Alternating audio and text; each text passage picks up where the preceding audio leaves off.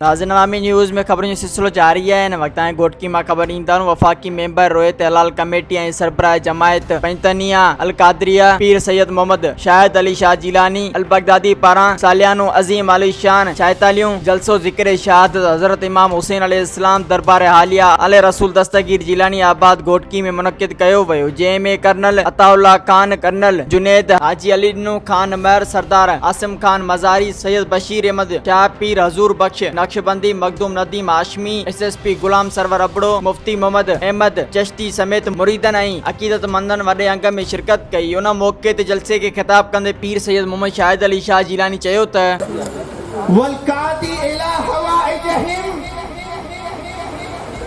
جس نے سیدوں کی حاجت روائی کی، حاجت کشائی کی. تیسرا فرمایا والسائی فی امورہم، جس نے اہل بیت کے کاموں میں اہل بیت کی مدد کی، نصرت کی، معاون بنے. عزیزان گرامی، آج اگر سید کسی کو کام کہے تو وہ اپنے آپ کو خوش نصیب سمجھے کہ حسن و حسین کی اولاد نے مجھے لائق سمجھا اس کام کے لیے. حدیث مصطفیٰ گواہ ہے، حضور فرما رہے ہیں کہ میں اس کی شفاعت کا ذمہ لیا ہوا ہے، چاہے وہ زمین کے لوگوں کے برابر گناہ کر کے محشر میں آئے ہوں گے، مگر 4 لوگوں کی شفاعت مجھ مصطفیٰ کے ذمے ہے، مجھ مصطفیٰ کے ذمے ہے.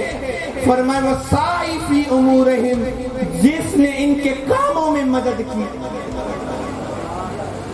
چوتھا ارشاد فرمایا وہ لوگ والمحب لہم بلسانہ وقلبہ، جس نے دل اور زبان کے ساتھ،